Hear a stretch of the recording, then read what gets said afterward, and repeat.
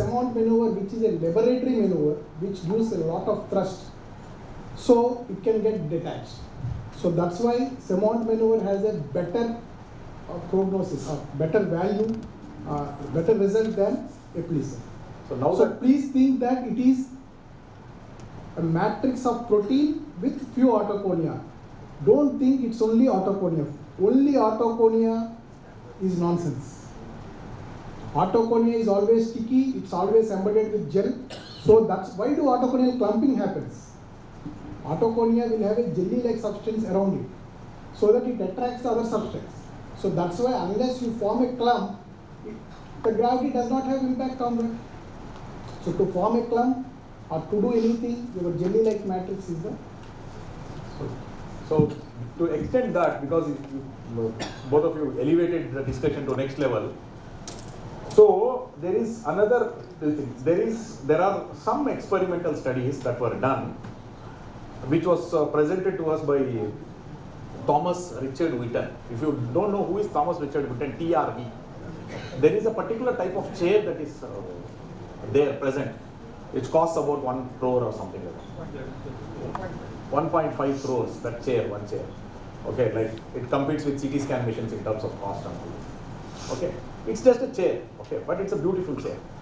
So he is the maker of that particular chair, and then he showed a presentation where natural flow, rate of flow, can be few seconds, as we see in the classic BPPVs, to few hours, 7 hours, 8 hours also. In some people, if the debris moves so slowly. These are the people who present with totally vague symptoms. Vague symptoms. So then they are going to the extent of suggesting that some of the so-called triple PDs, which are considered as functional disorders, can be the small weight debris or too sticky debris, which are taking a long time to settle, like ESR. There is somebody in whom it settles fast and other people. That is why there is a particular maneuver which we are going to show in the evening. That maneuver is called a little bit different from Shavasana, means taking rest. That is prolonged positioning. You just take rest in one particular position because you now know the which side is it.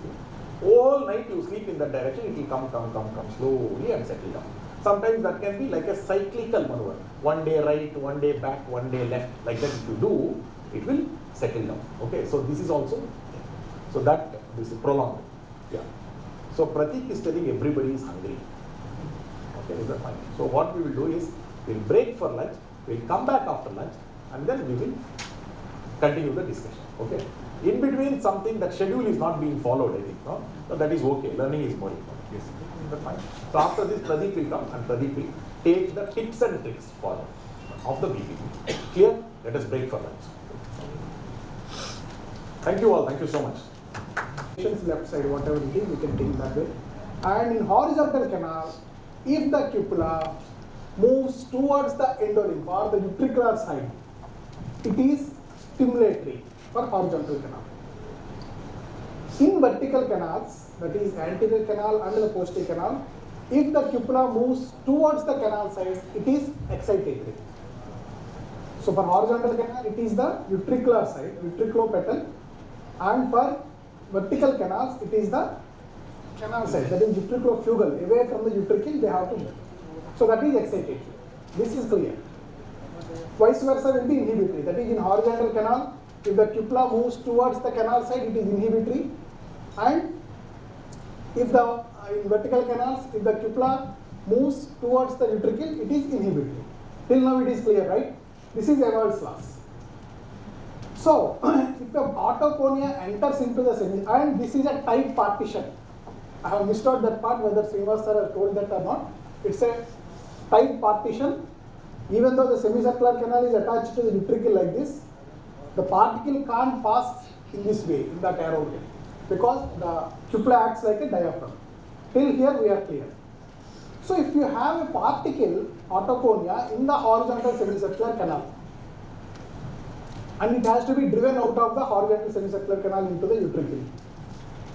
So in which way the direction of the fluid should be? It should be away from the cupula in this way, towards the canal side. So then in which direction the cupula will deviate?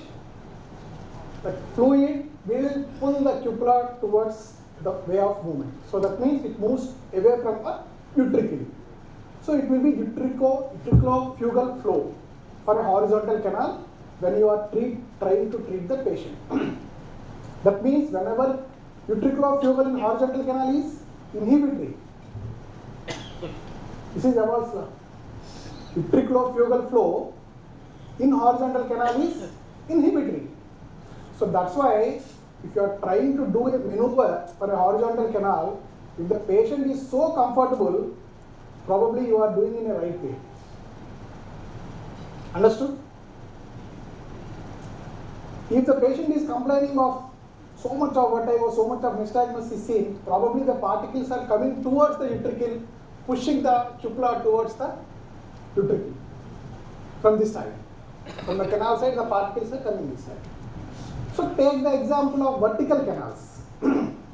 The same particle is staying here in the canal and you are trying to empty it with Epley maneuver. So then it has to move from the canal into the common press. That means the endolymph is being pulled. The cupula is being pulled towards the canal side. That is utriculofugal flow. Utriculofugal, away from the utricle. So then what does it does? It excites the posterior canal. So while doing Epley maneuver, the posterior canal gets excited. Obviously you are supposed to get a nystagmus. So while doing a repositioning maneuver in posterior canal, you have to get a nystagmus. Because that particular semicircular canal is being excited if you are doing it in the right way. If you are not getting a nystagmus, then, or if you are getting a ulta nystagmus, that means the particles are moving towards the cupula, causing inhibition, thereby causing downbeat nystagmus, probably the particles are going in a wrong direction. So in horizontal canal, it will be the inhibitory thing that will be guiding you, and in vertical canals, it is the excitatory things that will be guiding you. So this is called as the therapeutic direction of BPPV. Hope this is clear. Now, let's make these things much more simple.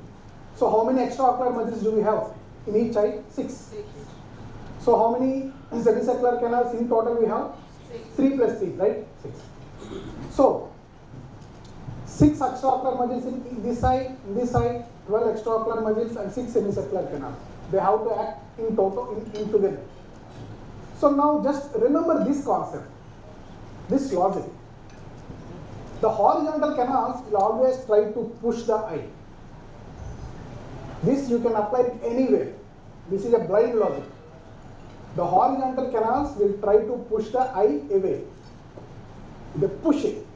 So right horizontal canal trying to push the eyes towards the left side. The left horizontal canal will try to push the eyes towards the right side. Clear, no? Now, suppose if there is vestibular neuritis on the left side. The left side signal is gone. What happens? The right side will push the eye towards the left.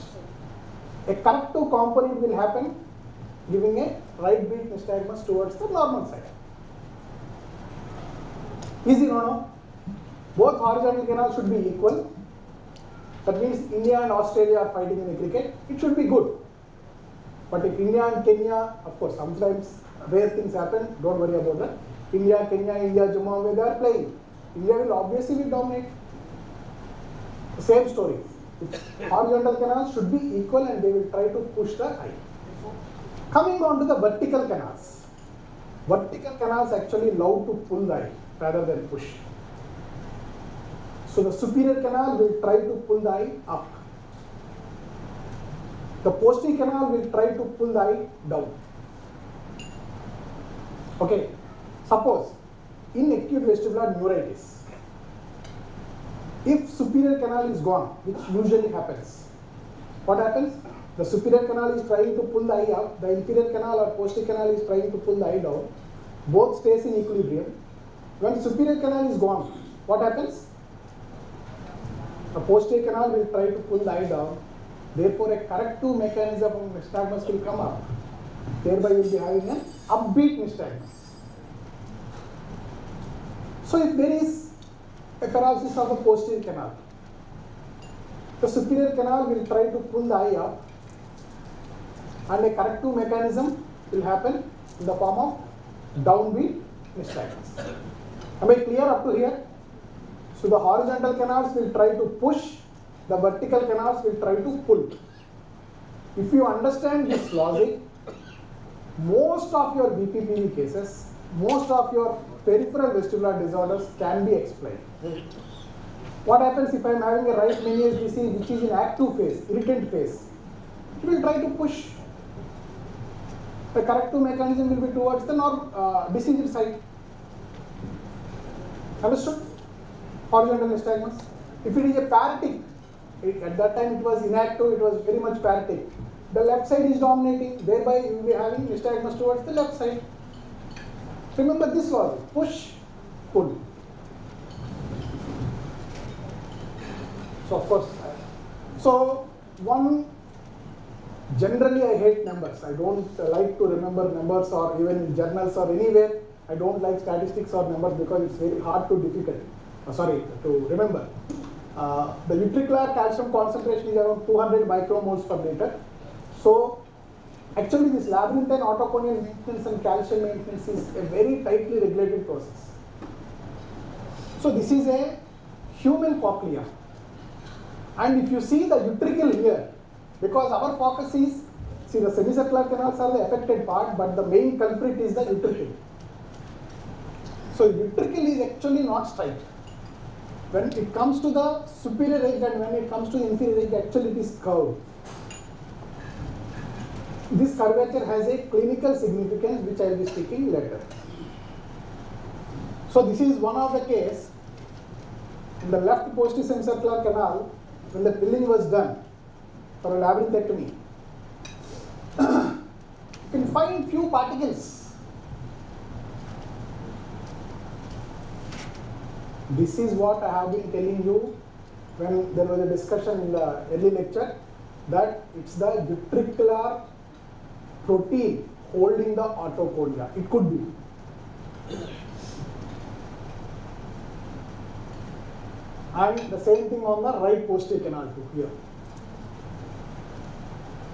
And what is this? This is a membranous semicircular canal, over which will be your bony canal.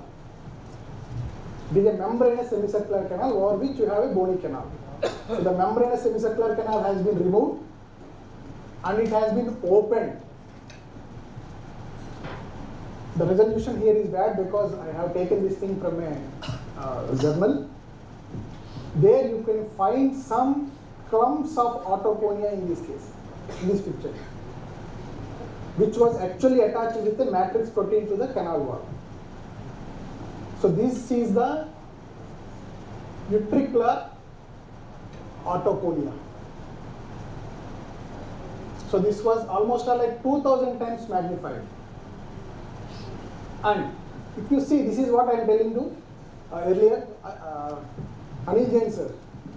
See, the autoconia will be having a linking filaments which is made up of some jelly-like substance. So that's why all the autoconia will get linked up. So that's why clumping happens in the semicircular canals, thereby causing your movement in a dependent position. Of course, there are few papers that stating that a single autoconia that enters into the semicircular canal also can cause nystagmus, but there are many number of papers that are contradicting that. But even if we think logically, this makes more sense than a single particle. It's like a small child, if you are living in a group house, a small child coming into the house and going out of the house from the neighbor house does not make much difference. Unless 2 or 3 people come and break the things up, then only the issues get started. Similarly. So this gelatinous matrix, this has been reported. So single autoconia versus multiple autoconia embedded in the gelatinous matrix. Right? So now, if you are practicing BPPV, if you are practicing vertigo, most of the patients come next day morning. Sir, since today morning, I am experiencing vertigo when I am trying to roll on the bed or get up from the bed. That means that autoconia must have entered into the semicircular canal during the night. So, what is the position of the patient when he is on the bed? It's usually supine. So, probably I will go see this picture. This is in a standing position. This is the orientation of the semicircular canal. The red one is the horizontal semicircular canal. This one is the posterior, and this is the anterior. Now, which semicircular canal is in the most dependent position? Posterior. The short arm of the posterior canal. See this one. This is the short arm of the posterior canal. This is the long arm of the posterior canal. This is the common procedure. So the posterior canal short arm is in the most dependent position while standing. So that's why during daytimes, if the attack starts, or most of the autoconia can have tendency to settle down with gravity into the short arm. So that's why we are insisting that short arm could be the highest number of posterior canal BPPV rather than the long arm, but of course we don't have results and we don't have multi-center evidence for that. Now, if the same patient is in supine position, you imagine this picture, tilted, probably then your common crus have a more gravity position for the autoconia to enter into. So that's why posterior canal, classical posterior canal BPPVs start in the night. Okay. So in contrast, this is what I have said. In upright position, usually we will be having the short arm. So now how to take this BPPV approach? So I have told you, so BPPV, what happens? The semicircular canal can be excited or can be inhibited depending on the position of the head. Okay. So if right posterior canal is excited, in BPPV, that means there is a utriculofugal flow, that is the flow is away from the cupula into the semicircular canal. So then what does it do? What is the function of posterior semicircular canal? Posterior semicircular canal, what does it do? It tries to bring the eye down. Because superior and posterior are in equilibrium, now this gets an added advantage. Posterior canal is now being excited. It tries to pull the eye down. Then the brain recognizes no movement is happening, why are you pulling down? Then gives an upbeat nystagmus. Same thing with superior semicircular canal, BPPV. If superior semicircular canal is unduly excited, the eye will be taken up and a compensatory mechanism will bring it down, causing the downbeat nystagmus. This is easy, right? Yes. Now you won't forget, no confusion, nothing. So, now we'll add one layer of complication here, or confusion. Semicircular canals does not act isolatedly, they act in pairs. That is the right posterior canal and the left anterior canal are one team. Left posterior and right anterior are one team. So they act in a team, and both the horizontal canals are one team. So what are the types of nystagmus that you can expect? If it is the horizontal canal pathology, you can expect a right beating nystagmus or a left beating nystagmus. Understood? Clear, no? Now, if it is right posterior, there can be an upbeat nystagmus. Paired with that is the left anterior, you get a downbeat nystagmus. An upbeat nystagmus and a downbeat nystagmus. Now, how will you decide which side? Because even on that side also, right anterior and left posterior also will be having upbeat and downbeat. It's the torsional component that decides. So, which muscles do posterior canal supply? The innervation from posterior canal goes to superior oblique and inferior? Rectus. Superior oblique on the same side, inferior rectus on the opposite side. This is basic anatomy, what we are trying to tell now. Posterior canal, the innervation goes to the vestibulocular reflex, goes through the right sided ipsilateral superior oblique, contralateral inferior rectus. So So superior oblique, even though it is mentioned as superior oblique, its function is to bring the eye down. So for posterior canal, you need to have someone that brings the eyes down. On the same side, it will be the superior oblique. On the opposite side, it will be the inferior rectus. Clear, no? Similarly, for the superior canal. Superior canal will try to pull the eye up, both the eyes up. What are the muscles that elevate the eye? Superior rectus and the inferior oblique. So now confusion comes.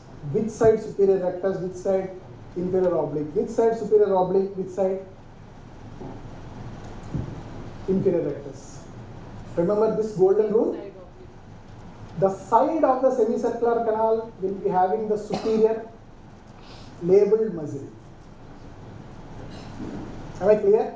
If right posterior canal is stimulated, it will be the right superior oblique. Superior oblique will be on the right side and inferior rectus will be on the opposite side. If it is the right superior canal that is being stimulated, it will be the right superior rectus and left inferior oblique. So the superior will be having that priority there. They will be on the same side, they won't get crossed. You can remember these things. Logically, I can explain you in a vestibulo-ocular reflex, I can draw that graph and I can show you that. But logically, this is the thing. Superior group of muscles will have that legacy on the same side because they have already enough suffered. What is that suffering? They have their nucleus on the opposite side of the brain. If you take a superior oblique muscle, what is the nerve supply of the superior oblique muscle of the right side? Trochlear nerve. Where does the right trochlear nerve's nucleus will be there? On the left side, in the midbrain. From in the midbrain, the nucleus will be on the left side. After that, the nerve crosses already and comes to the same side. So that's why they have that supremacy of getting the same side semicircular canal. You can remember this way. Understood? So no more confusion. Right posterior canal, you need to have two depressors. So superior depressor on ipsilateral side, other one will be on the opposite side. Okay. So now superior oblique, right posterior canal is being stimulated. Right superior oblique, left inferior rectus. Right. So now you remember one more point regarding the superior group of muscles. Two muscles, superior rectus and superior oblique.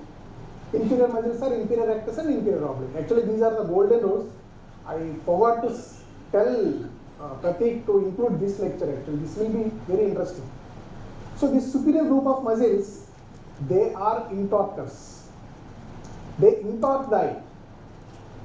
The inferior group of muscles are the extorters. So how will you remember this again? All these things I have done in my 2019-2020 when I was asked a question and when I felt ashamed that I don't know these things. I forgot these things. Then I started making up easy.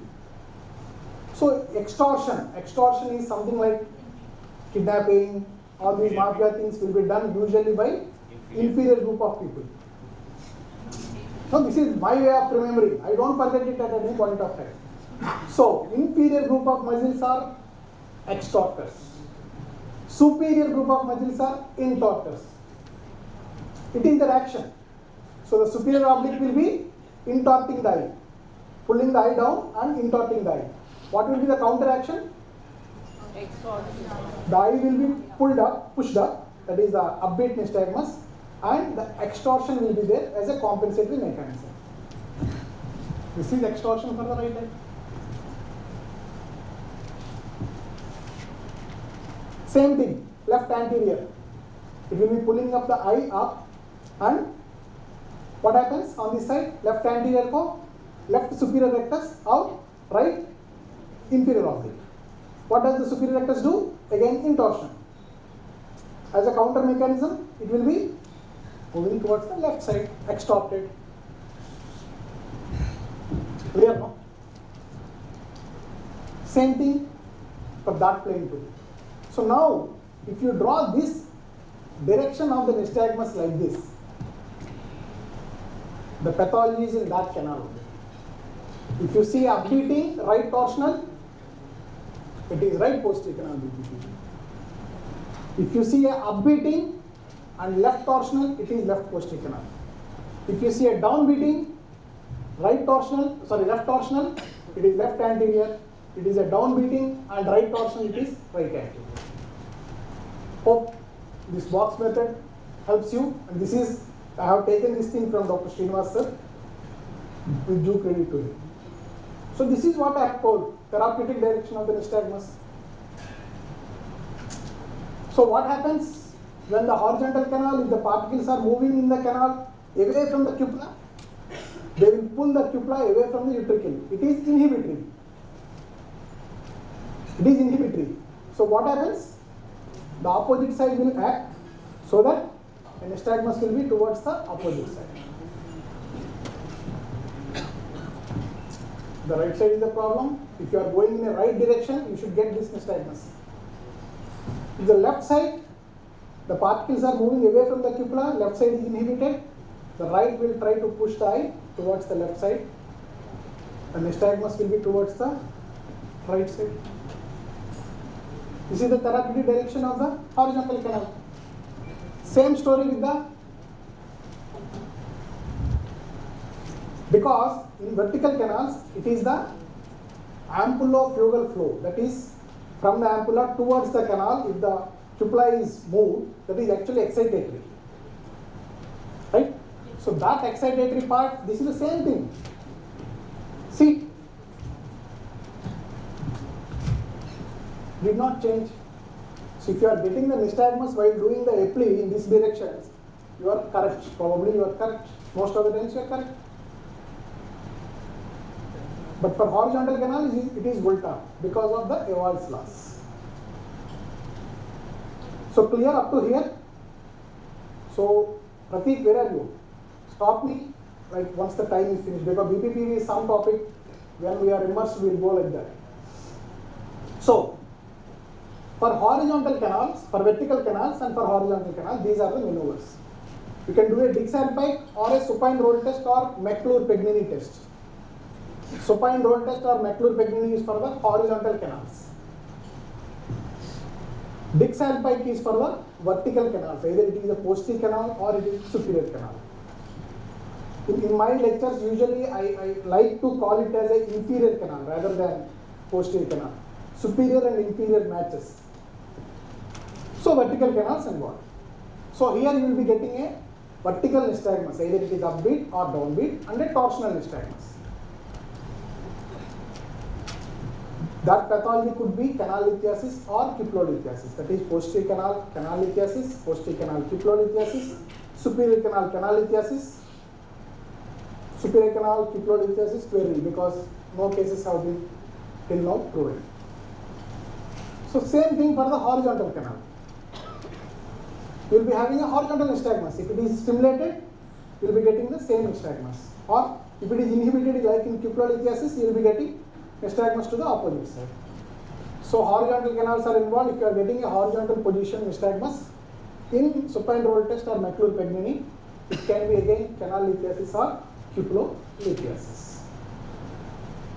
So these are the four classical things. I will be going very fast now. The posterior canal lithiasis, horizontal canal lithiasis, horizontal canal cupulolethiasis, superior canal lithiasis. These are the common variants of BPPV. Coming on to posterior canal BPPV, the diagnostic maneuver is the Dix-Alpine. Therapeutic maneuvers, you have two kinds. For all the semicircular canals, therapeutic maneuvers, you will be having two variants. One is gravity assisted, the other one is liberatory maneuver. Sometimes piecework, sometimes a force has to be there. India got its independence by peace, some other country got its independence by fight or force.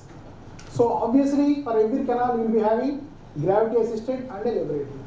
The gravity assisted maneuver for the posterior canal is the Epley maneuver, the liberatory maneuver is the Semont maneuver. Ultimately both of them are intended to push the autopony out of the semicircular canals.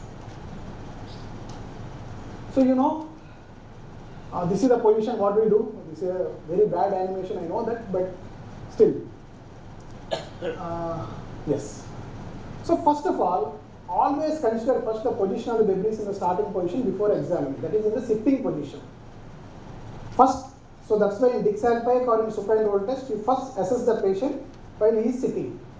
Thereby, all the canals will be having one settling point where the autoconia can settle. So from there, if I move like this, so my horizontal canal is like this, probably the settling point might be here.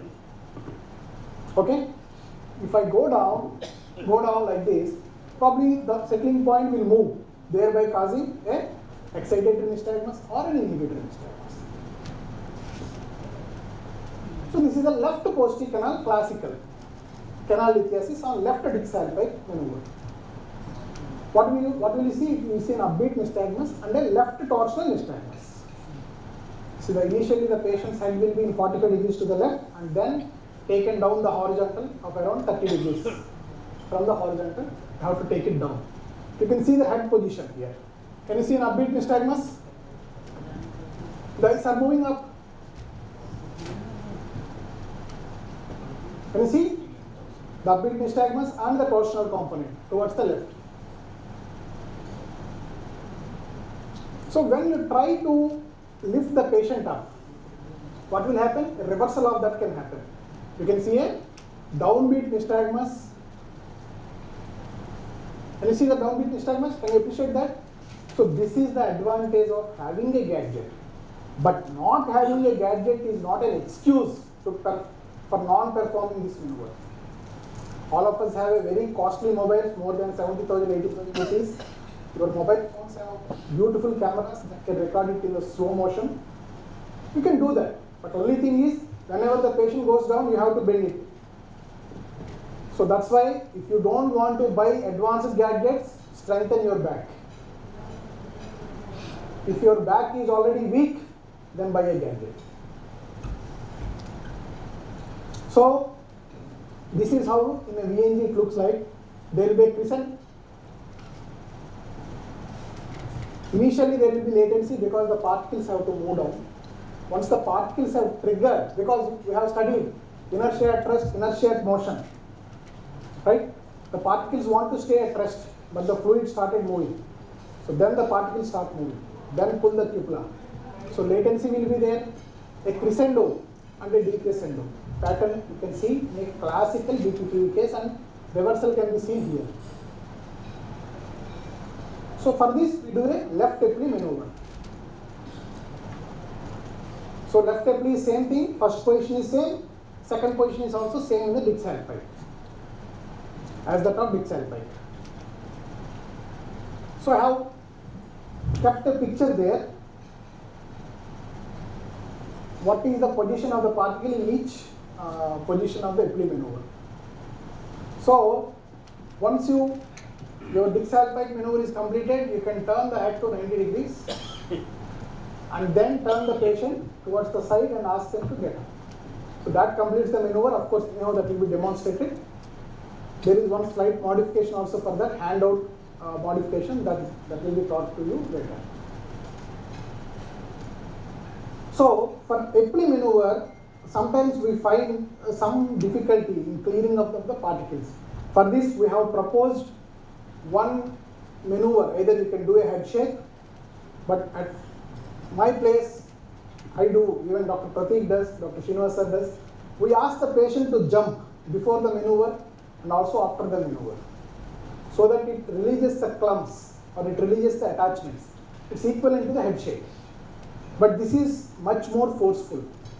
So this paper has been presented at Burney 2024. Just I'm skipping the details for this, but this is the logic. We need to consider the inertial force, also the viscous drag. This is like not fit for today's thing. Coming on to the horizontal canal BPPV. So the diagnostic maneuver is the supine roll test. Sir? So if the patient cannot jump, what should head shake, sir. Head shake is an option. But jump, no. Entire body weight will act along with the gravity field. Pull down. The force will be, force is equal to mass into acceleration. Acceleration is the gravity there. So the patient is 70 kg weight. The force will be 70 meters per second per newtons. So the therapeutic maneuver will be the barbecue roll or the Zuma maneuver. And the laboratory maneuvers are the Buffoni maneuver and the Appiani maneuver. So how to remember these things? So this is a supine roll test. Left lateral canal lithiasis, that is the geotropic. Canal lithiasis produces geotropic variant. Cupulolithiasis produces apogeotropic variant. The patient is brought to the left lateral position. You can see right lateral position, and you can see a right beating nystagmus. Right beating nystagmus on right lateral position, left beating nystagmus on left lateral position. It is called as geotropic nystagmus. So then how will you decide which side is affected? Stronger The side where you have a stronger nystagmus. So here can we have to move the just head or the. You can move the entire torso, sir.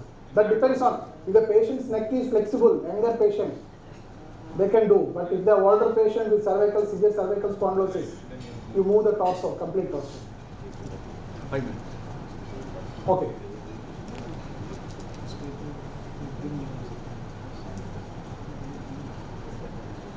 So, but in cupulolithiasis, this is what. Sorry.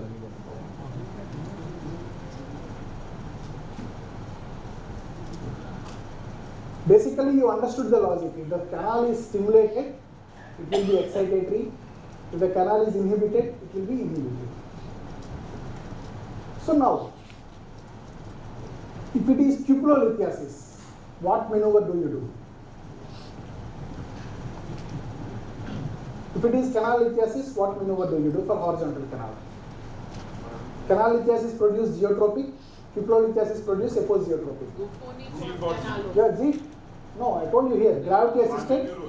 No. Therapeutic is barbecue roll and Zuma. For cupulolithiasis, it is Appiani. For canal lithiasis, it is Buffoni. These are the laboratory maneuvers. Somehow, I am a left activist and I like force rather than peace. So generally, I prefer laboratory maneuvers rather than going with gravity assisted. Of course, it's an individual choice. Now, for canal lithiasis, how will you remember it? Buffoni is done for geotropic variants.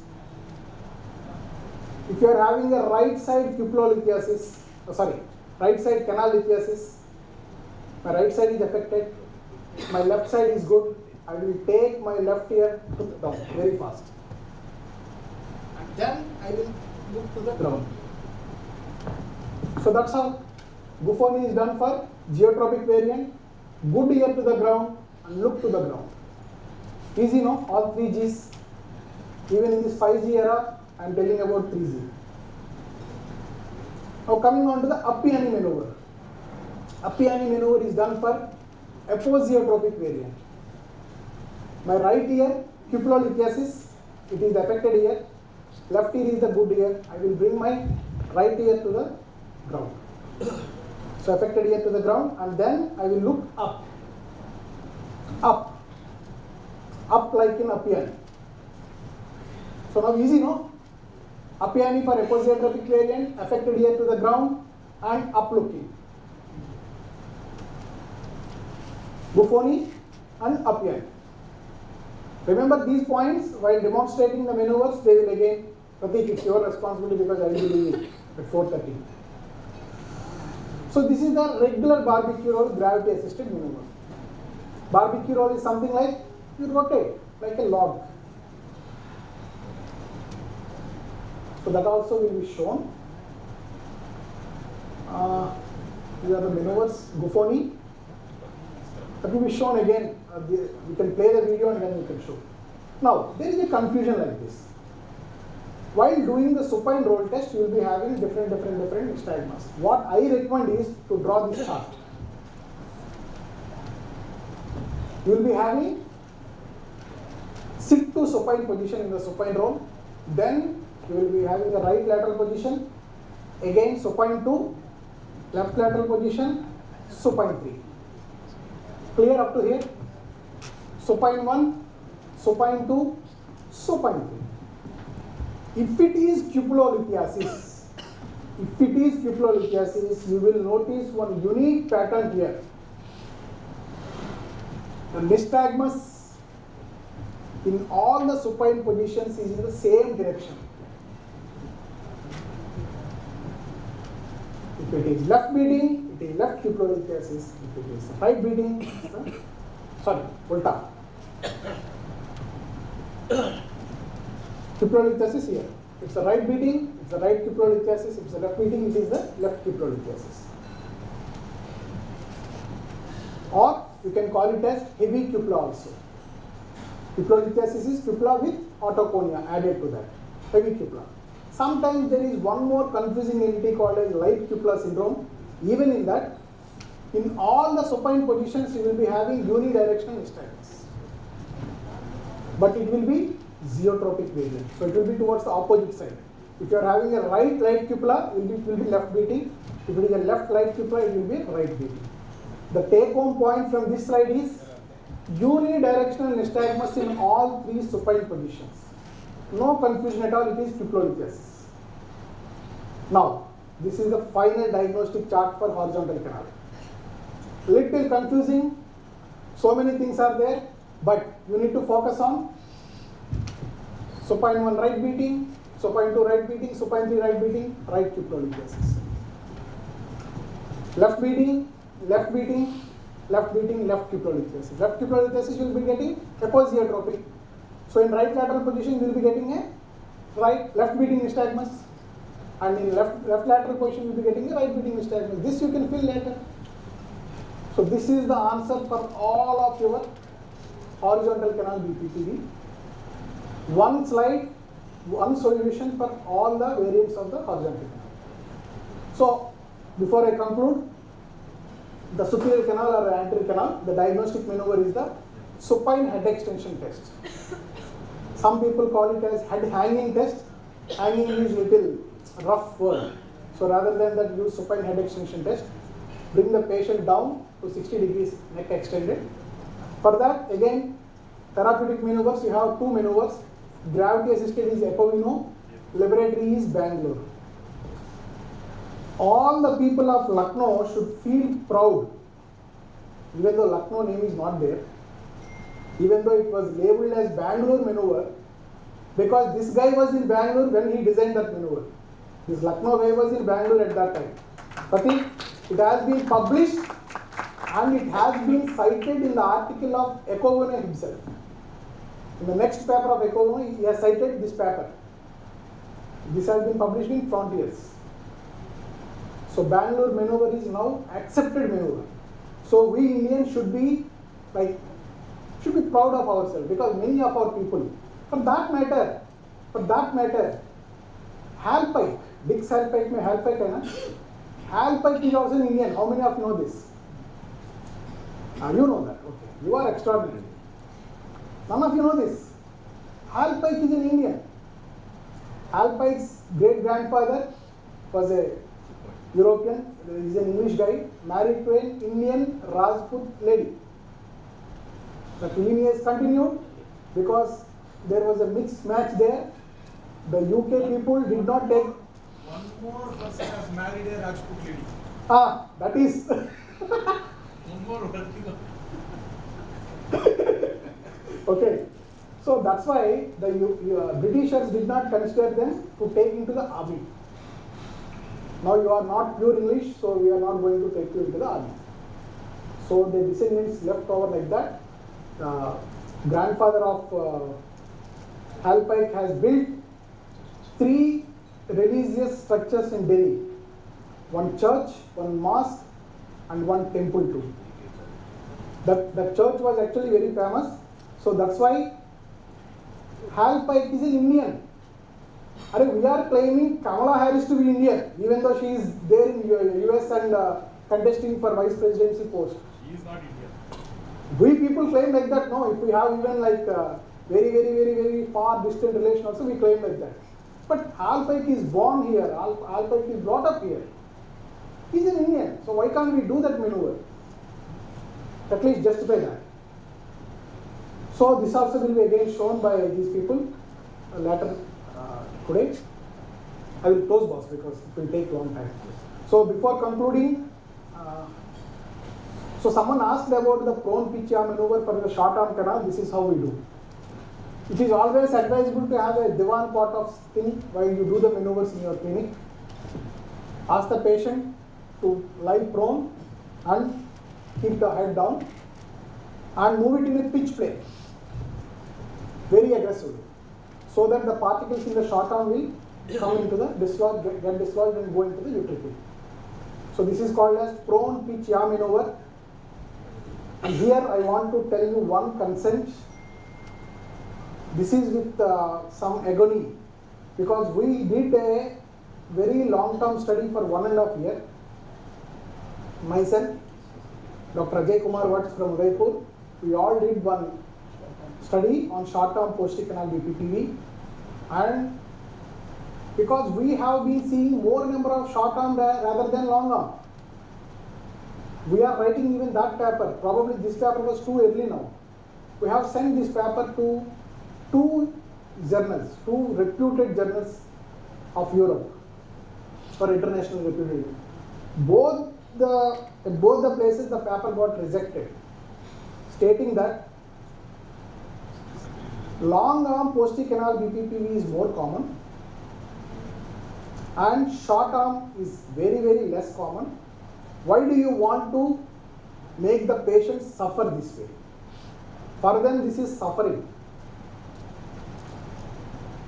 But we want to give the data that short arm is being one of the highest probably after the long arm. We want to show them, and then again we want to republish it. And for the audience sake, this was never disclosed till date. I am disclosing it now. We have labeled this maneuver in our teacher's name. This is called as Dorasala's prone pitch yaw maneuver. But unfortunately, this paper got rejected. I got an email day before yesterday that claiming this thing. But we won't backstep. We are going to publish this because it is the truth, and this we have done for 1.5 years at 2 centers. We will send to another good journal where they have a good reviewers at least. This is for the both sides, no? Any side. Any side. Yes, boss Prateek, now you can take over. All the maneuvers will be demonstrated so that you can learn. But apply these basic logic so that it will be much easier for you.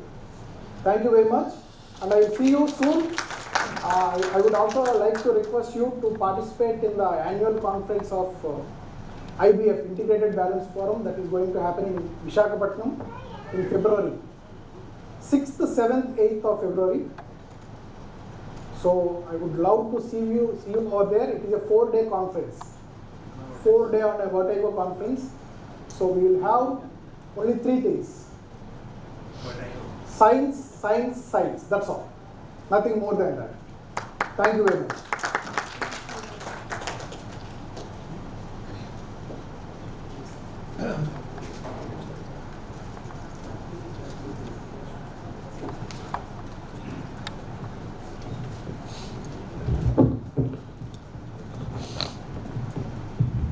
Next, I would like to call Dr. Srinivas sir to present on syndromic approach, or how to segregate your patients into 2 or 3 categories.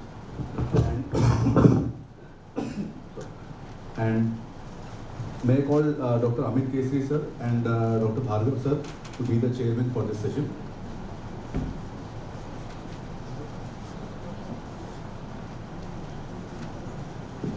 Prateek has, hello. Prateek has told about articles and international journals. I mean, Pradeep sir has talked about accepting, rejecting, all of these things. Before Prateek has given me 20 minutes, but I want to take at least 3 to 4 minutes to just address this one issue or one problem.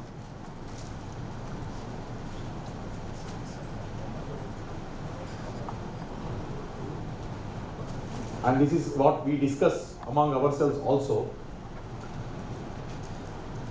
Lot of time. We should stop seeking Western validation for what we are doing. Second thing is, We discuss this, me, Pradeep sir, Prateek sir, all the time we keep discussing this one. First and foremost, second thing is, what all of you are doing, अगर आपके पास बहुत अच्छा paper है, मस्त case किया है, none of you think of sending that paper to an Indian journal. All the time you want to send the best paper to abroad journal, and then we keep crying that our Indian journal standard is not. Send it to if it is the best paper, send it to an Indian journal. Second, third grade paper, send it to abroad journal. That is how our journals quality will increase. Beyond that, as Pradeep and Prateek is going to do, start your own journal. That is the next. So one small thing here. Yes. The problem is, the more the complicated the article in neuroautism, Yeah. the less the reviewers we have. The less reviewers we have in It is India. going to general EMT, Yeah. and they, I don't know whether they can't understand the article, Yes. I don't know the issues. Yeah. They are also rejecting here. That's the problem. That is the problem. So here also we need to address that, but we have people, at least here we have some more direct say, so we can, but it's not just in neuroautism. What I am talking about is in general. Okay, we have Indian journals, but start sending your best papers to an Indian journal. That is why Indian journal will become better known. Okay, so most important thing is that. And I will tell you about this thing, like Dr. Pradeep was a bit frustrated to hear rejection. When I made my first device, okay, which used to be called Balance I, and then after that now we are making the thing.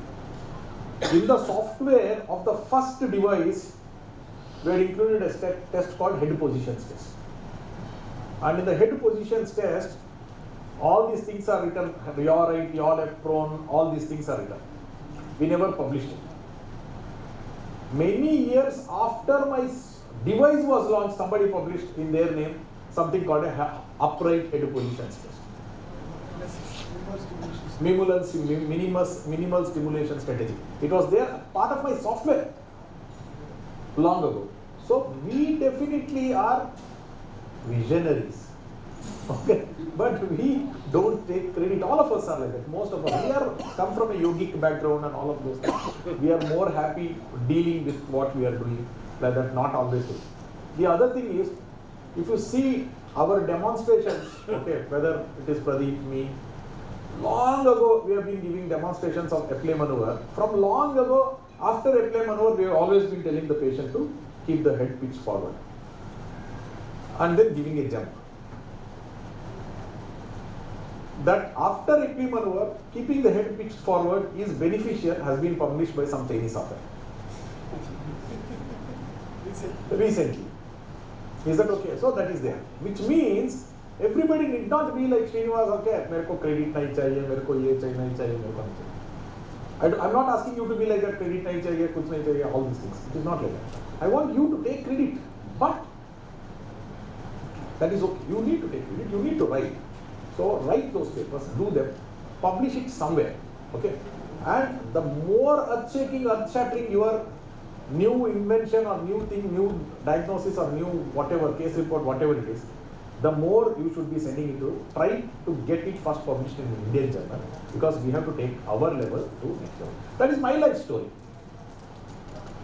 This is my life story. Except last 10 years ago, I took a very painful decision of taking my 1 foot off surgery, which is my love. I used to spend morning 6 o'clock or 5 o'clock. You know what ENT people know? हमें 5 o'clock case start करना पड़ता है, which means 4 o'clock उठना पड़ता है. Patient को भी उठाना पड़ता है corporate hospitals. Whether it was in Ramaya, whether it was in Global, where I work. The reason was, if I don't take that slot, by 8 o'clock the neurosurgeon starts. And वो neurosurgery complete होने तक मेरा patient, I don't get my case. And these cases are like, you come and then you tell, because next OTA is going to be there. Sir, till when to keep NBM, till when to keep NBM. Sometimes it used to be up to 2 o'clock, 3 o'clock, because that previous case never gets over. And in between, suddenly your gynec friend comes and asks, take emergency C-section. Then you can't say no. Emergency, if you delay it, it's a life of a child and a mother. Whether it is real emergency or artificial, तो हमें पता नहीं चलता है, but you have to always take it as real emergency, and then you give, and then 6 o'clock. So what we started deciding, okay, 5 o'clock. So I used to, sir, Rajat sir was telling, मैं सुबह उठाता हूँ सबको, okay, पढ़ने के लिए 6 o'clock, whatever. When I was waking you up at 6:30, 7 o'clock, I was waking up in Switzerland at 3:30 in the morning because they to be like this. So what I'm trying to tell here is this. So we have to be pioneer, and I take pride in pioneering things. Okay, today evening you will see some of the equipment that I have made. Okay, these are things. Everybody else out there is a copycat making poor copies. I made original products which the West is copying. I'll give some examples. In the video stegmography system that I made, the beginning days there used to be a problem in the system. The problem in overall, we used to have a lot of eye tracking issues, and therefore what I came up with an idea. Suddenly, very this thing. We use something called daylight filtering technology. Okay, for the first time, when we use the daylight filtering technology, suddenly the eye tracking became better. This is 10 years old in my system. Last year, everybody gets an email from Inventis. Their V-Hit was suffering problem. But I was having problems. There is a remote V-Hit system. Having problems with tracking, अगर lights on है, glare है, तो वो tracking नहीं, तो results सही नहीं आते. Then what they did, they introduced finally, they must have seen our product here and there everywhere, and they also started introducing. We have started daylight filtering technology, and now ours is much better. Like this. So who copied whom? We have stopped copying the West. West has started copying us. Interacoustics बोल के एक company है. Okay. Every doctor who used to use their system, a BNG system or whatever system, used to tell, ये सब है इसमें, एक pupillometry add करके दो, आई तो record करे, just add one pupillometry and give it will help us in diagnosis. They were never, they are like heavyweight fellows. No, whatever is there, this is the one. Nothing, no discussion, nothing. I introduced pupillometry in my system. After I introduced pupillometry in my system, they had to take note. Now they have introduced pupillometry. Functional head impulse test. People were like, Marco Mandela started functional head impulse test some 8-10 years ago. Poor guy, academician, he could not stand in front of the commercial pressure of interacoustics. You know, money to bahut, okay, it's very powerful, and I don't work with money. Interacoustics was having this thing, and they could not make one functional head impulse test be sold everywhere across the globe, outside, whatever. A few installations out of friendship, whatever he has done, that is. So only that Exactly. It has a Beautiful functional head impulse test. good rehabilitation With functional head impulse test. Okay. So they do that, but the number of the penetration was very minimal. I introduced a functional head impulse test.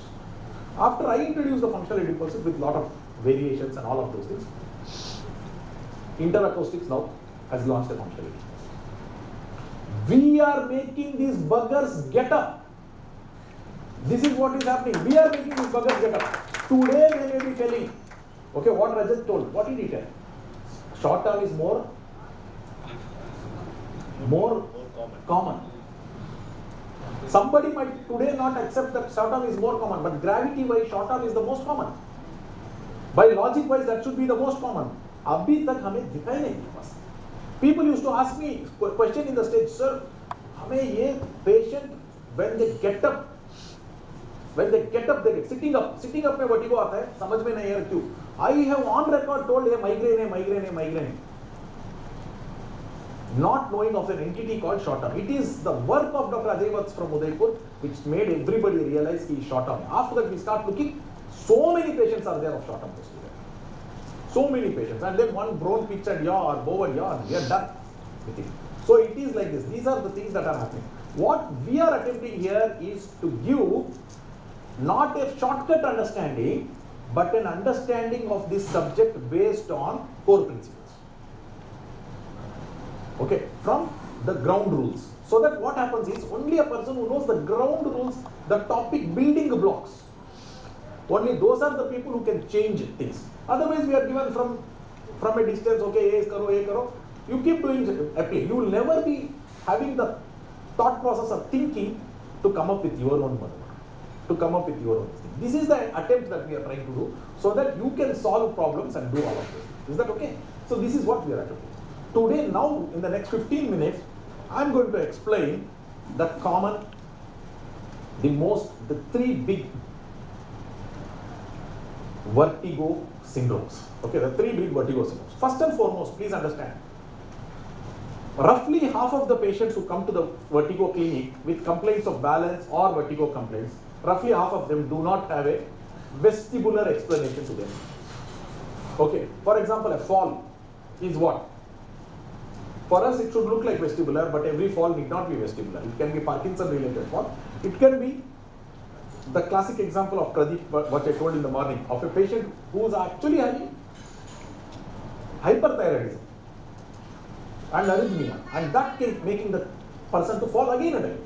So these kind of things. So we should always know that roughly half of them do not have a vestibular explanation, and it is okay, we should accept that. We should not, this is a warning I am telling you, because vestibular diagnostics in our, this thing is coming up, okay, half the crime is mine because I make a lot of equipment. So there is a compulsion that people feel कि vestibular testing हुआ है, कुछ ना कुछ diagnosis देना है. ऐसा नहीं है कि कुछ ना कुछ diagnosis देना है. If you give some wrong diagnosis or some imagined diagnosis, the problem is you are going to stop the patient from seeking further evaluation elsewhere. Just because you saw some vague findings, not attributable to anything, you give some diagnosis, not correct.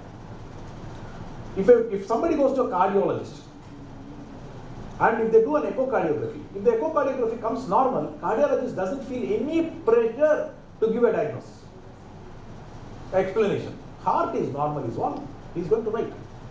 If you go to a radiologist, do an MRI, only for, in this new vertigo setup, people are feeling that pressure, you should not feel that pressure. Then investigation turned out to be normal, write it as normal, this is very important, so that further evaluation can proceed of those patients. Very important. Second thing is remaining half. In the remaining half, broadly you can consider all the vertigo conditions among three problems. One is aberrant stimulation. Second is unilateral vestibular failure. Third is bilateral vestibular failure. Three conditions. And you can group most of the vestibular again along these. What is the first group? That is aberrant stimulation. Aberrant stimulation means every inner ear organ has a normal stimulus as its normal stimulus, a particular signal as its normal signal. For cochlea, what is the signal that is a normal stimulus? Sound. Correct? For utricle and saccule, the signal that is a normal stimulus is line of gravity and linear movements. Is that okay? This is for the utricle and saccule. For the third, semicircular canals, it is rotations of the head, which is that is the stimulus which is a normal signal. A stimulus which is a normal signal. A stimulus which is not its normal signal, if that actually activates that end organ, that is aberrant stimulation. Clear so far? What this can be? If loud sound, instead of going to the cochlea, if it stimulates the semicircular canal, it's an aberrant signal for the semicircular. Is that okay? Now, where can loud sound be a stimulus for the semicircular canal? In the inner ear, the beauty of the inner ear anatomy is something like this. There is a round window, there is an oval window. There is an oval window on top of which, in the inner ear, the stapes footplate sits, and there is a round window which is open, baffle, whatever you want to call it. All the energy that goes from the air through the stapes is dissipated across the round window. This is the track. This is the track. And both these windows are on the cochlear side of the partition, little bit towards the vestibule and cochlear side of the partition. So that what happens, all of this energy dissipation is happening on the cochlear, this shell. Nothing is traveling or dissipating towards the semicircular canal, utricle, saccule, all of this. Now, this otic capsule is a beautiful thing because it is made up of bone whose hardness is compared to enamel of the tooth, whose hardness is compared to the ivory of an elephant. That is the thing. Nothing else other than these signals which are supposed to go through these windows is supposed to go there. Some bone conducted vibrations do go.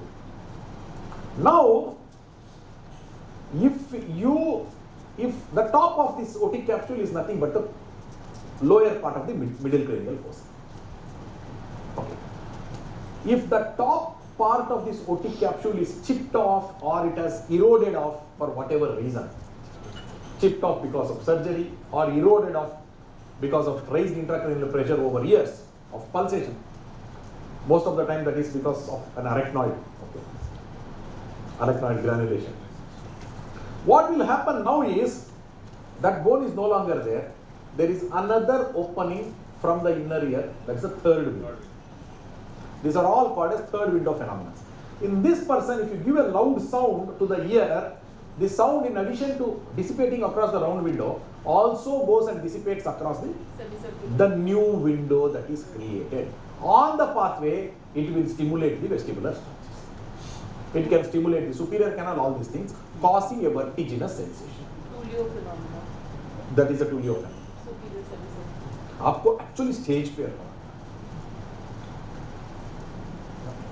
So this is called the tulio. This is the third window phenomenon. We label all of them as third window phenomenon. Okay, is that okay? That is an aberrant stimulation. One example of an aberrant stimulation. Sound stimulating our ear, our organ of the inner ear, an end organ in the inner ear which is not supposed to be stimulated by sound. Next thing is, if the same person does a Valsalva, he lifts weight or he does something. What Valsalva does is, Valsalva has two actions. In the immediately it has a certain action, later it has another action. Immediately it just stops the venous return in the continuation of arterial supply. Later on, both venous return is reduced, arterial is also gone. That is different because chronic coughing, cough syncope and all you see. But in the beginning stage, when the venous return is stopped but the arterial pumping is still going on, that is the stage intracranial pressure rises during Valsalva. When you lift a weight and all these things, all of us feel, when you try to lift weight, you feel pressure in the head also. Is that right? Correct. When you feel that pressure, when the pressure in the brain builds up, that actually is transmitted across this particular partition, that the bone that has been chipped off into the inner ear, now stimulating the inner ear. Which part of the inner ear? Again this. So this is superior canal dehiscence. So two things. One is air conducted sounds make them dizzy. Second thing is this thing. In addition, even brain pulsations are sometimes stimulate the cochlea, causing pulsatile tinnitus in superior canal dehiscence. These are the things called aberrant stimulation. What else is an aberrant stimulation? What is normal stimulus? See, what is normal stimulus for cochlea was an aberrant stimulus for the semicircular canal. Is that correct?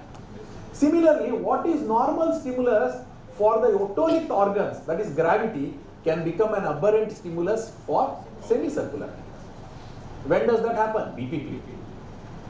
When the debris goes and sits in the BPPV, gravity starts stimulating the semicircle. So you can consider these things as aberrant stimulation, aberrant activation, whatever it is. Sometimes wrong activation, momentary wrong activation.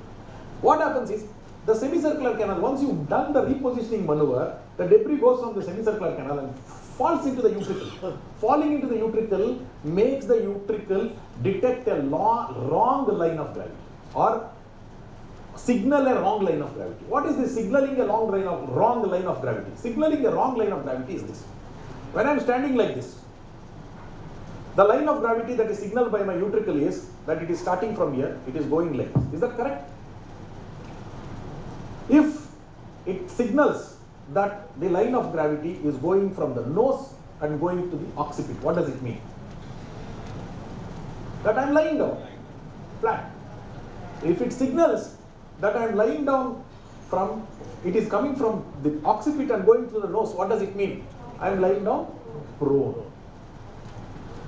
Suddenly, sometimes when the debris suddenly falls off, or sometimes in Menieres, this is some of the crystals just chip off suddenly. Momentarily, utricle simply thinks, suddenly it tells, its signaling pattern is changed, and you feel that the line of gravity is going from the occiput to the nose. When that kind of a signaling happens, the person is actually upright, but these are wrong signaling. It's an aberrant signaling. What does the body do? What does the brain read it as? The brainstem pathways read it as a fall forward. And what is the response for fall forwards? Lift you upwards by the back muscles, contracting very hard, lift up. But is he really falling forward? He is not really falling forward. When he is not really falling forward, if that kind of a strong stimulation happens, what will you see? Your as if some invisible force has thrown this person backwards, is how you see these videos. Okay, there are some videos where you can see these things, Tumarkin's otolithic crisis. This is another kind of aberrant stimulation. The hallmark of vestibular aberrant stimulations is completely retained consciousness. Completely retained consciousness, a very high energy to the fall. These two things, very high energetic falls with completely retained consciousness, think of vestibular aberrant stimulation. Is that okay? These things. Then there are other vestibular conditions where the fall is not so classical, like migraine. Then there is another vestibular condition called bilateral vestibular loss, where the fall is because of a trivial postural challenge. Okay, but that is not, these are not because of aberrant stimulation. We will come to that later.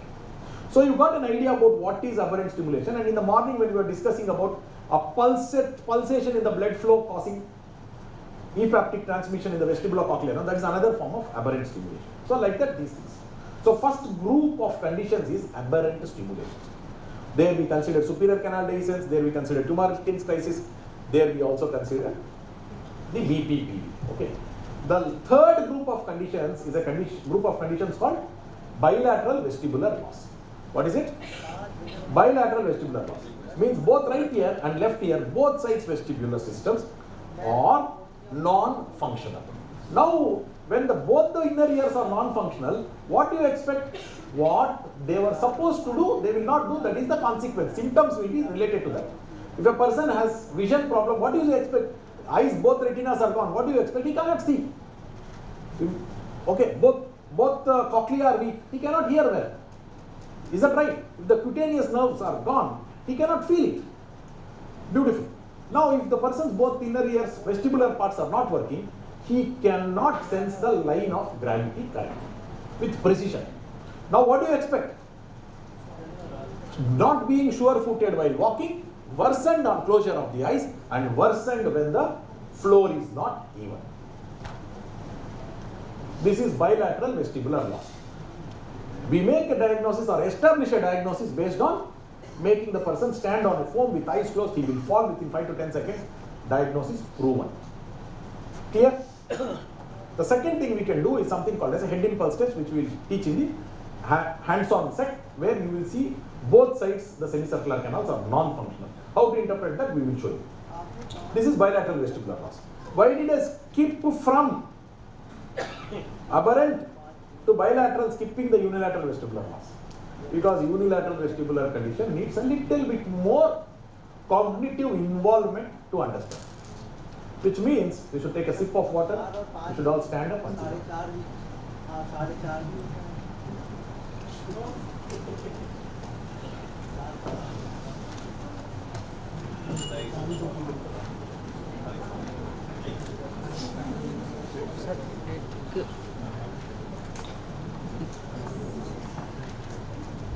Okay, ready?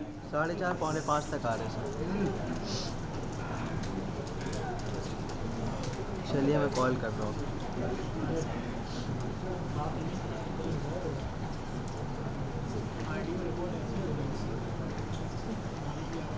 There is something different about the vestibular system as a sensory organ compared to the other sensory systems. Other sensory systems, if the nerve for taste is cut, if the nerve fibers for olfaction is cut, you just don't get the smell or the taste or whatever it is. If you cut a cutaneous nerve, you just cannot feel that. That's all.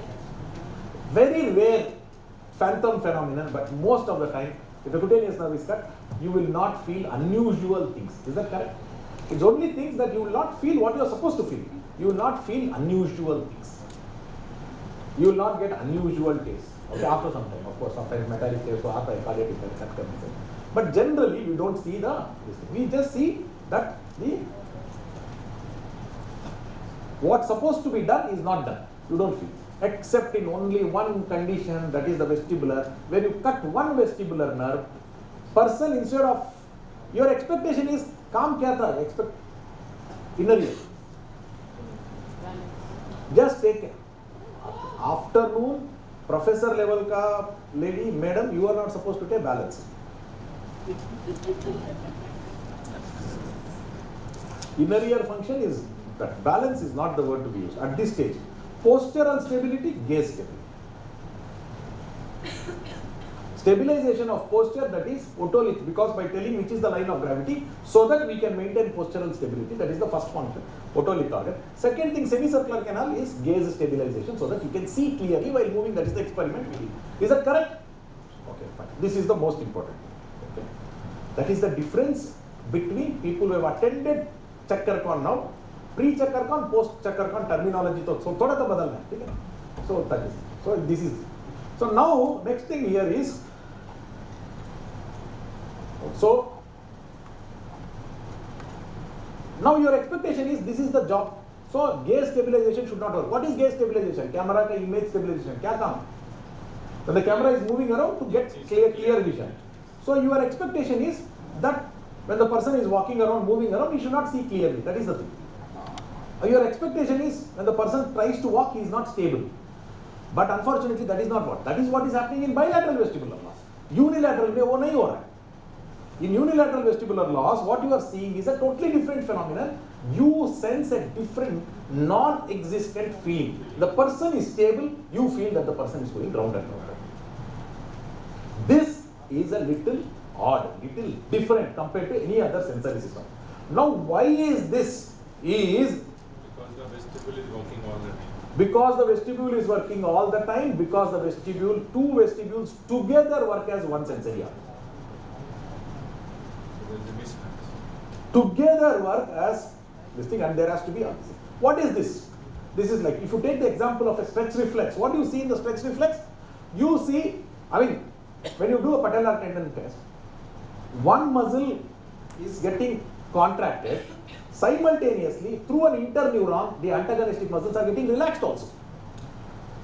Both are happening. Similar thing is happening in the vestibular system also, where the right inner ear, in addition to sending, activating signals to the right medial vestibular nucleus, are getting inhibiting signals through an interneuron to the opposite vestibular nucleus. Is that okay? Now, in addition, this is the first thing, that there is an activation and an inhibition.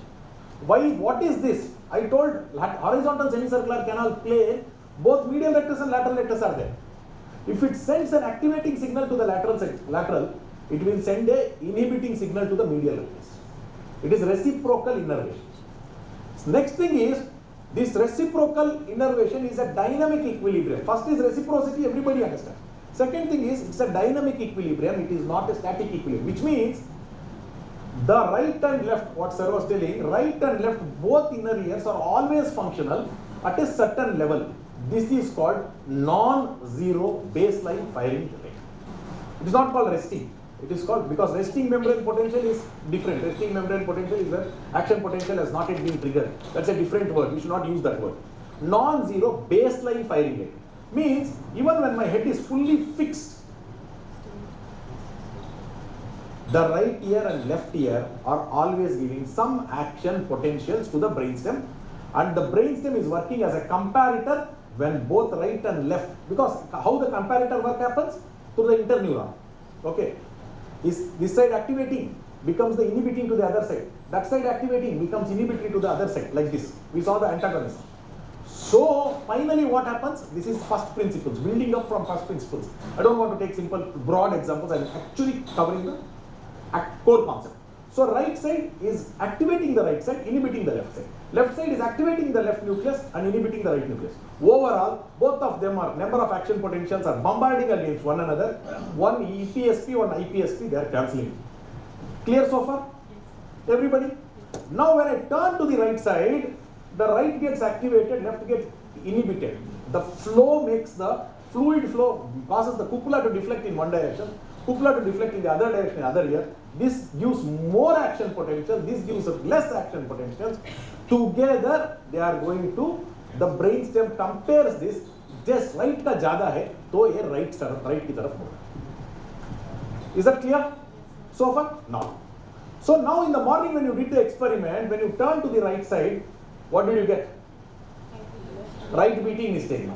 So right activity makes right beating, higher activity causes right beating nystagmus. Left higher activity causes left beating nystagmus. Clear? Now, if I cut the left vestibular nerve,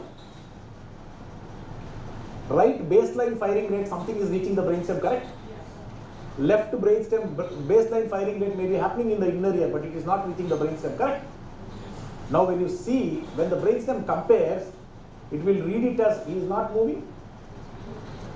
It will read it as which side it is getting more, right side, left is not reaching. Eventually for the brainstem it is rightward rotation.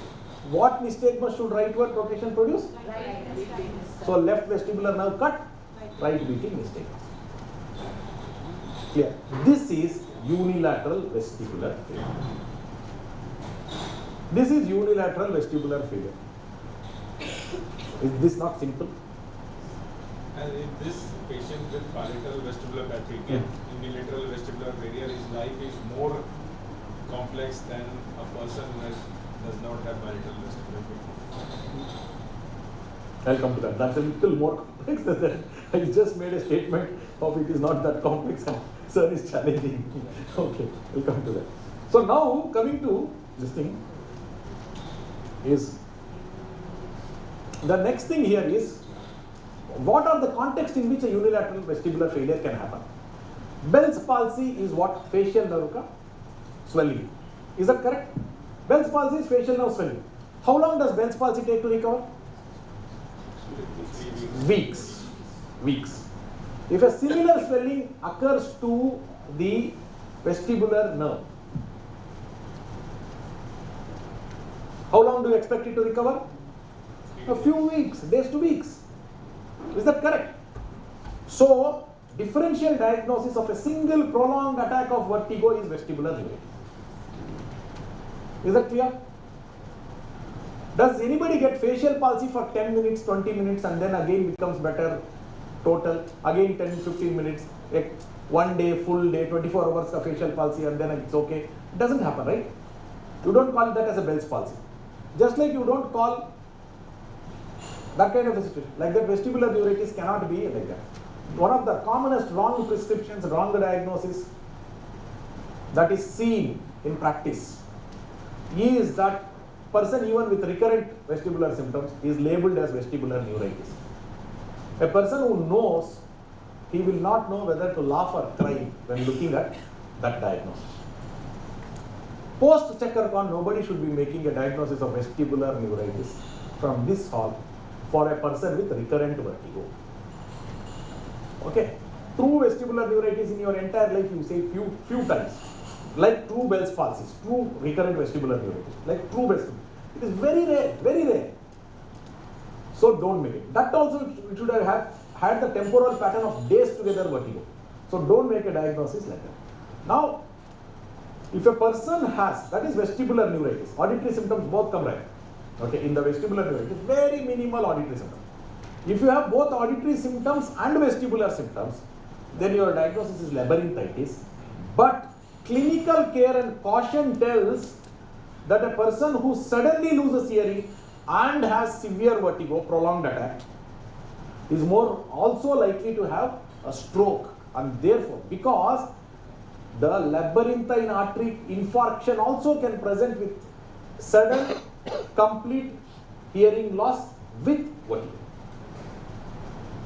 Which means, because this can be viral infection, but a hyperacute onset is likely to suggest an infarction rather than an inflammation.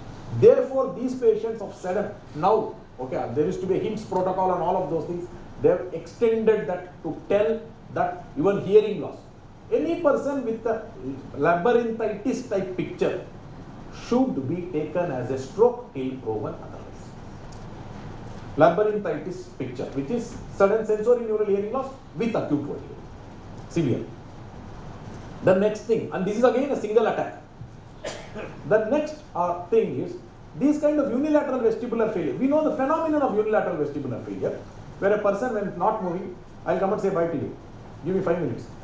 Pradeep boss, I'll come and say bye to you. Give me 5 minutes. Car only, no, not flight, no. Okay. So the next thing here is what we see, this kind of unilateral vestibular failure can be metabolic failure, channel failures, like channelopathies, all of these things, where it lasts only for a few minutes to few hours. Is that fine? That is Menieres disease. In Menieres disease, you see it recurrent, but the unilateral vestibular failure is shorter lasting. It is shorter lasting. This kind of unilateral failure, like picture, is also possible because of something happening in the brain, where the cerebellar inhibitory control on the vestibular nucleus is gone or altered. That happens in migraine.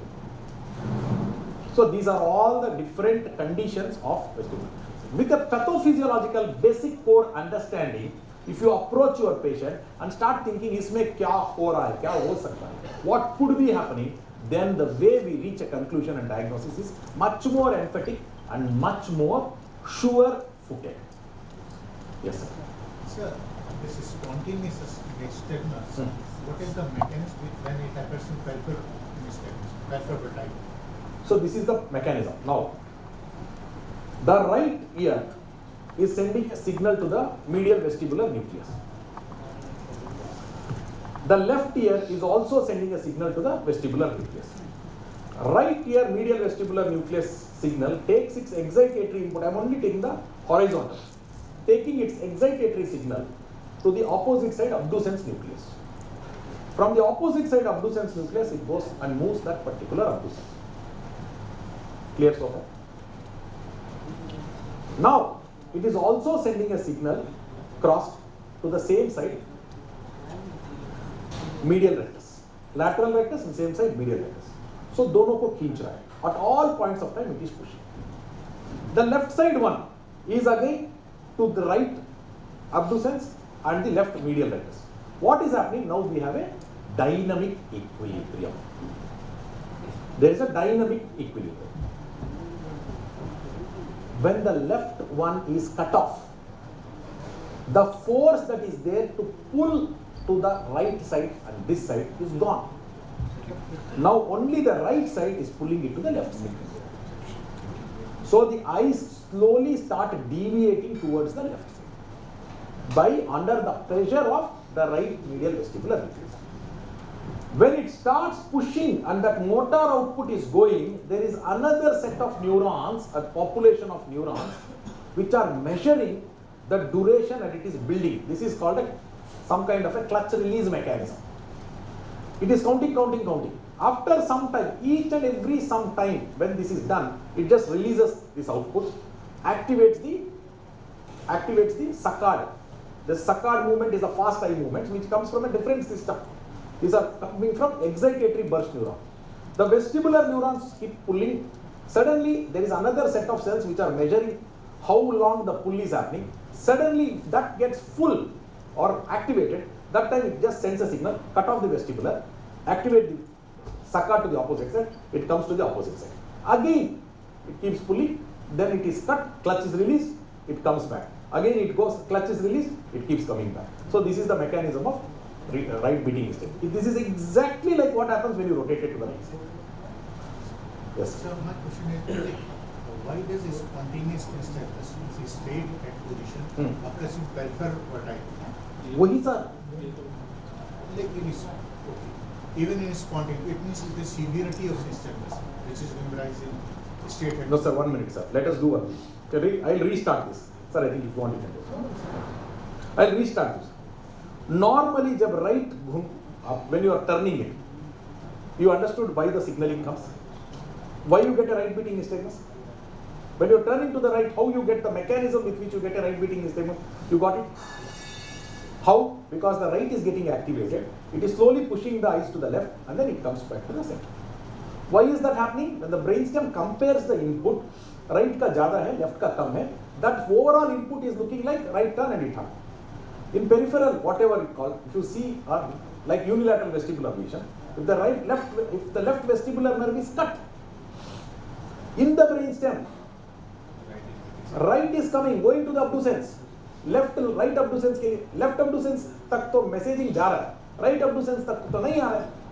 Left abducens, right medial rectus, both of them are getting activated, but this other side is not being counteracted, so the eyes are getting deviated. Clear, sir?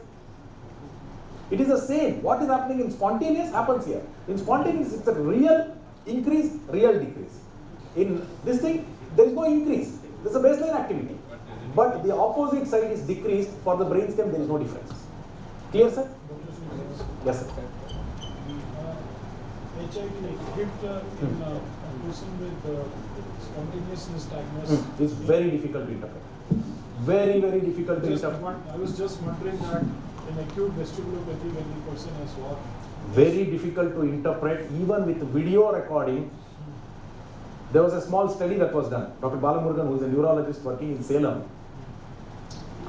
he's recorded a head impulse test in acute vestibular condition in a labyrinthitis patient, and he shared it to a group of trained neuro-otologists and he shared it to a group of non-neuro-otologists.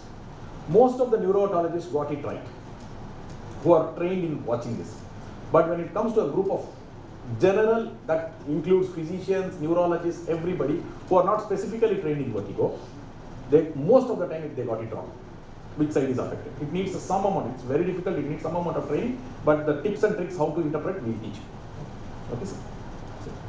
Okay. This was a beautiful study that was done. On online voting it was done. So and then he shared the.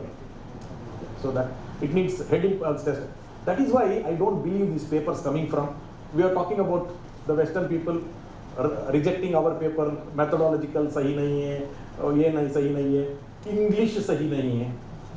Okay, ऐसा भी हुआ है. English सही नहीं है. Luckily now ChatGPT है, सबका English अच्छा बना के भेजता है. Okay, whatever you put in it, make it correct and give. But the problem is, I don't believe the papers on head impulse test, hints, protocols, all of these things, because a non-trained emergency physician cannot interpret head impulse test, hints, head impulse test in the acute setting. It's not possible. It is not possible. Simply they write whatever and then we accept. The papers on head impulse test coming from the West is proof for me that those people are not as sincere as they claim to be.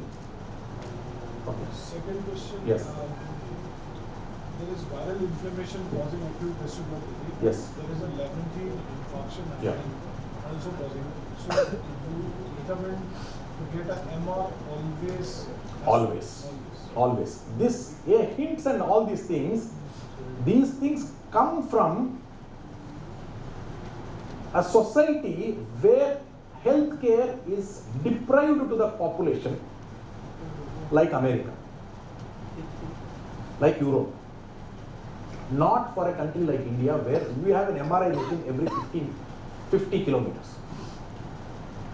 This is counterintuitive. You can't accept. US, if you go to US, buggers want to relax, they don't want to do an MRI. I have seen patients, tonsillitis ke liye CT scan, 10 CT scans, all the time, needs confirmation by consultant, reported by resident. They are super medico-legally careful, that's all. They don't do. So they needed to come with these things. Kisko MRI karna hai, kisko nahi karna hai, all of this decision making. Hame doubt hai. Patient will undergo, if not, doctor will give, if not, sometimes even the auto driver who bought the patient will give the money. That is our kind. Sometimes I have seen that. If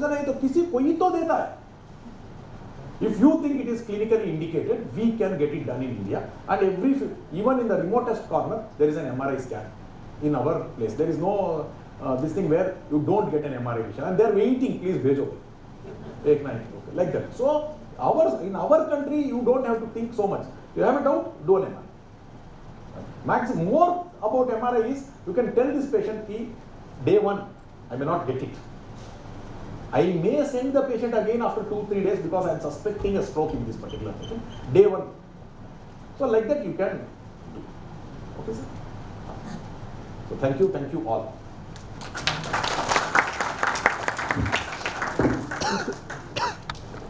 Dr. Rajat Jain to present on Menieres disease and its management.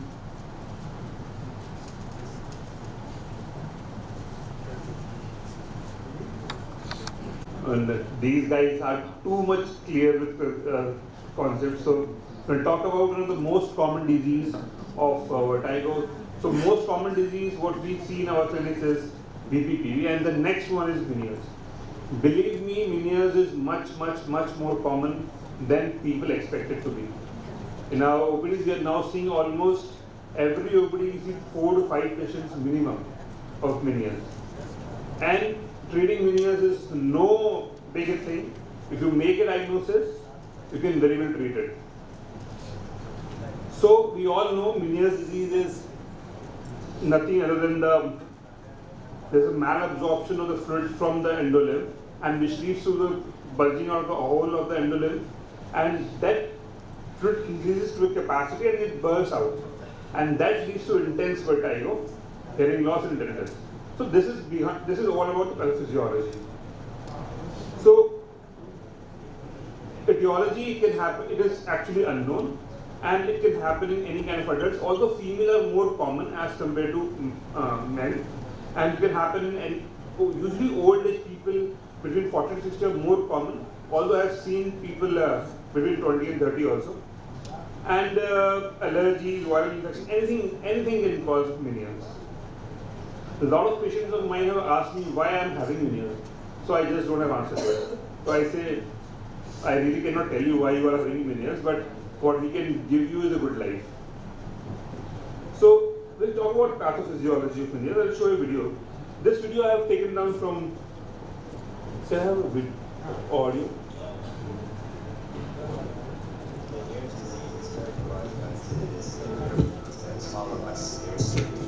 So this is a video I have taken from YouTube.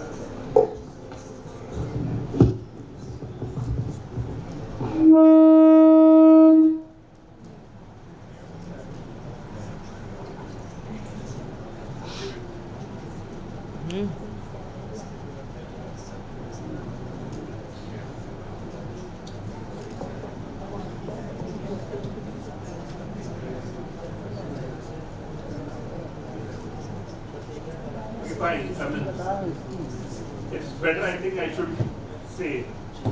So basically, you can see the endolymph is increasing and it's constantly increasing. So a time comes when it is too high, so there will be a burst. Whenever there is a burst, there is a mix of fluids. Whenever this happens, it causes intense vertigo, and that this is what is there's a whole change of all the ions inside the inner ear. Slowly the membrane again builds up, and again the equilibrium is set in. So that is the reason why we have a waxing and a waning patterns in Menieres. So again, clinical features as per American Academy, mainly 3 features are there in Menieres: vertigo, hearing loss, and tinnitus. So there is a definitive criteria which has been given by American Academy about what is Menieres disease and what is probable Menieres disease. So I don't think we should go for this. So basically there are 2 types of Menieres. One is cochlear Menieres and other is vestibular Menieres. So in vestibular Menieres, vertigo is more predominant, and whereas in cochlear Menieres, the hearing loss is more predominant. Usually in vestibular Menieres, vertigo happens followed by hearing loss, and in cochlear, hearing loss happens first followed by vertigo. So a patient comes to your OPD. If you talk about, if a patient says, I have a vertigo, so how many of you do at least 10 minutes history taking? Most important thing in vertigo, spend time. You don't need big machines. If you talk to patient will give you each and everything. फिर इसका video चाहिए, जो audio चाहिए. So if you talk to a patient, he will tell you all sort of things, because what kind of patients comes to us, they will tell you कि कितने time से vertigo हो रहा है, कितनी देर के लिए वर्टाइगो हो रहा है, और किन-किन चीजों के साथ हो रहा है. If these 3 things are being asked, half of the things are done. This is one of my patients. She was just trying to tell me one thing. Audible? No. Okay.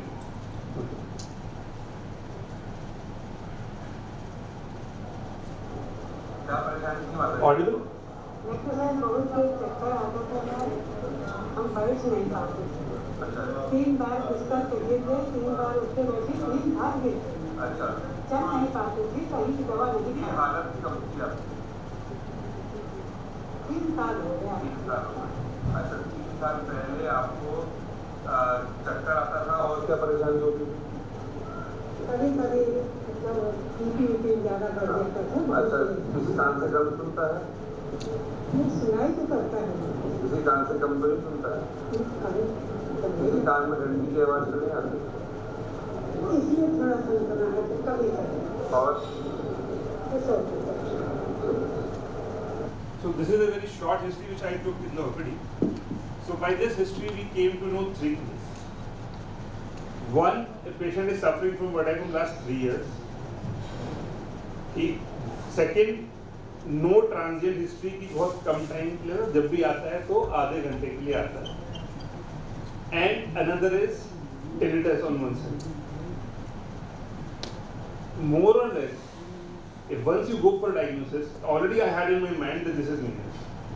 Because the history is not like BPPV, history is not like viral or neuritis, history is not like labyrinthitis. Because in those cases, patient will say, if a viral neuritis patient comes to me, he says, जब ऐसा लगता है कि कोई बिस्तर से उठा के फेंक दे रहा है. It is typically like that. But these are patients say कि आधा पौना घंटा रहा, then it settles down और 2-3 घंटे तक चला. Associated with vertigo, vomiting. Vomiting is a very common complaint along with all these acute attacks.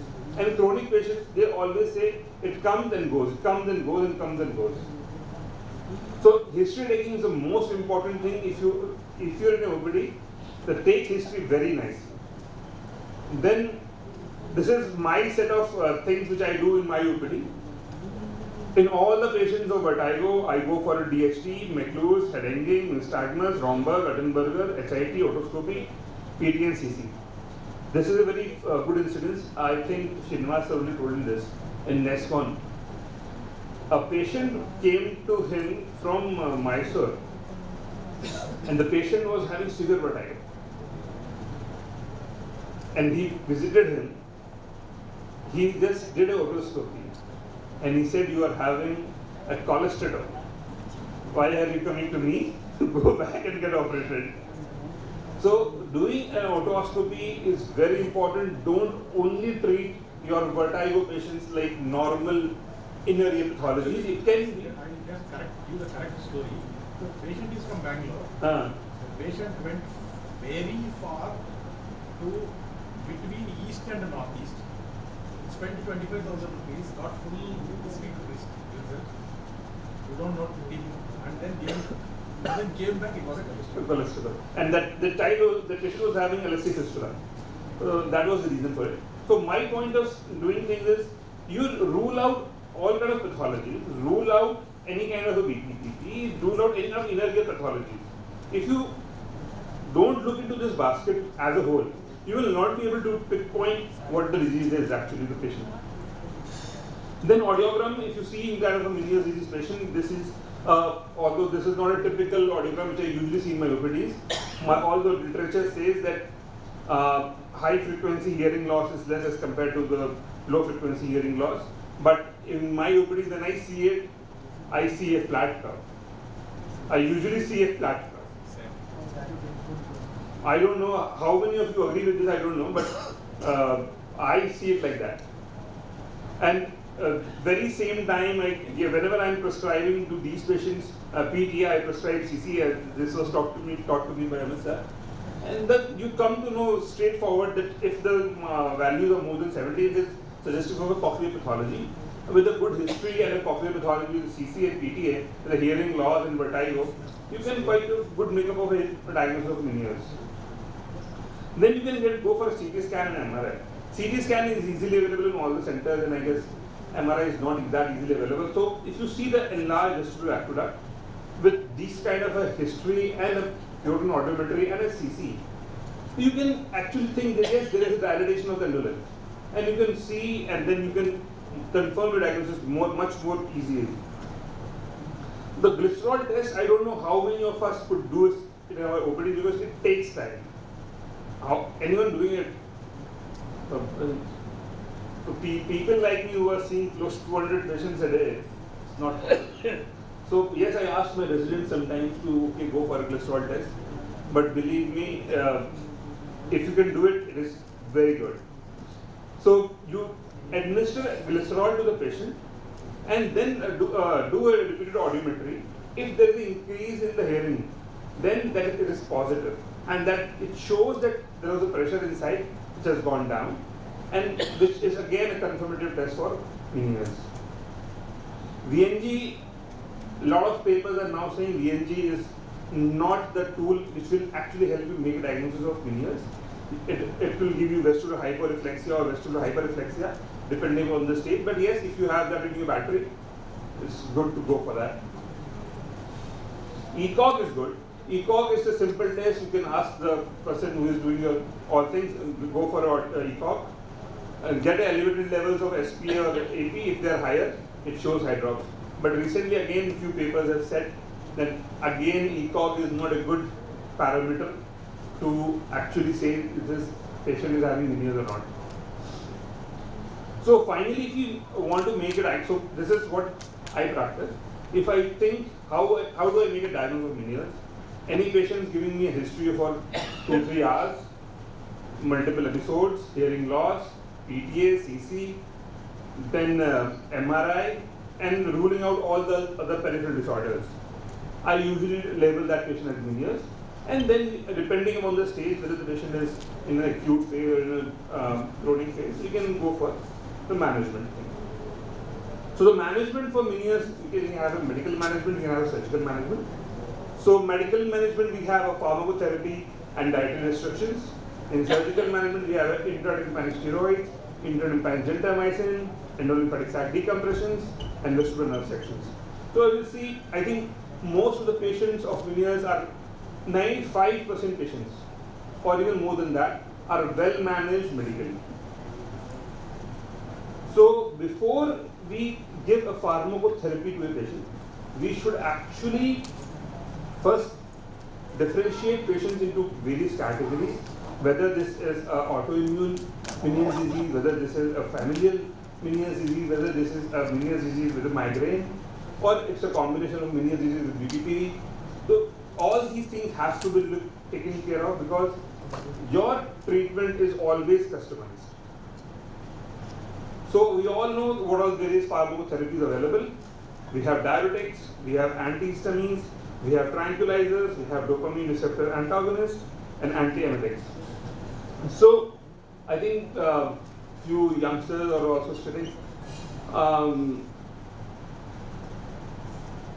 Most commonly the drug available in the market for vertigo, I think Vertin, right?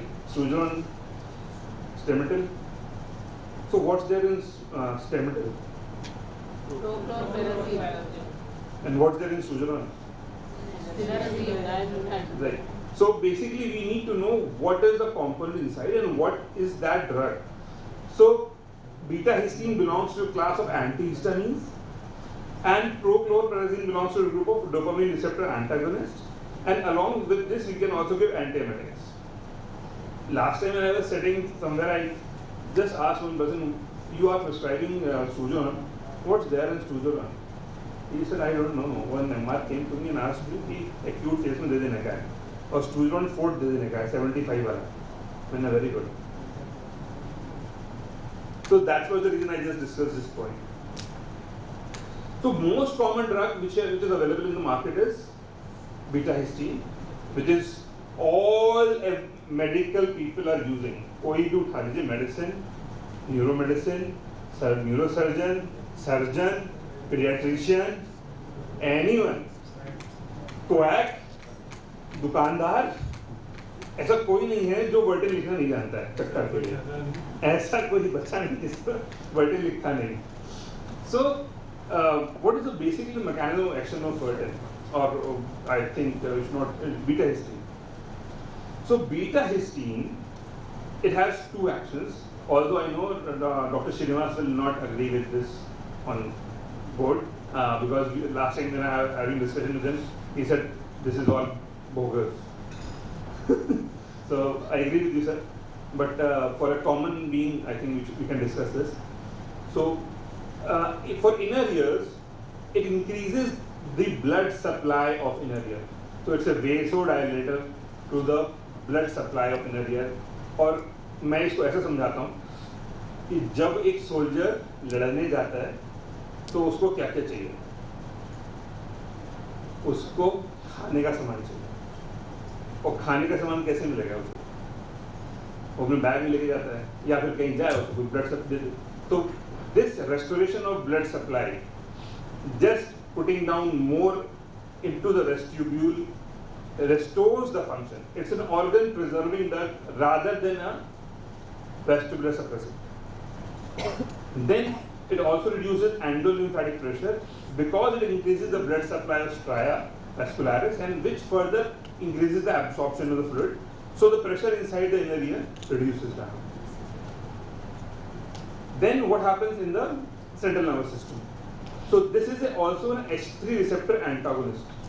So once it is causing antagonism, it increases the histamine in brain, particularly in the vestibular nuclei, and which leads to central vestibular compensation in terms of vestibular dysfunctions. So this is how it is working as per this paper. So another very important thing for Menieres is salt restriction.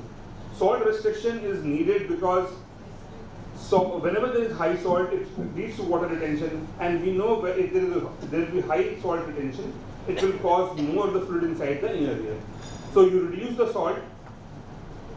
So papers say if you have a salt of 1,500 milligram per day, it is more than sufficient. There is 1.5 gram से ज़्यादा salt नहीं लेने का है. How do you prevent it? What I say to my patients is, don't add sugars to anything extra. जैसे अगर प्याज खानी है तो उसमें नमक नहीं डालना है, सैलड्स में नमक नहीं डालना है. शुगर सॉल्ट अपने खाने में तो कम करना ही करना है, बट अपने सैलड्स में किसी एक्स्ट्रा चीज में सॉल्ट नहीं ऐड करना है. So it already reduces down your sugar level, salt levels. So coming down to intratympanic steroid therapy, how many of you tried intratympanic steroid therapy in Menieres? And how to choose between the two, ablation therapy and the intratympanic steroid? When to give steroid and when to give gentamicin? Hearing. So the answer is serviceable hearing. So what is serviceable hearing? So serviceable hearing says speech discrimination more than 50% or a loss of not more than 50 decibel. If this is the situation, then a patient is having a serviceable hearing, which means by that hearing he is already hearing to a lot of people and his work is actually going on.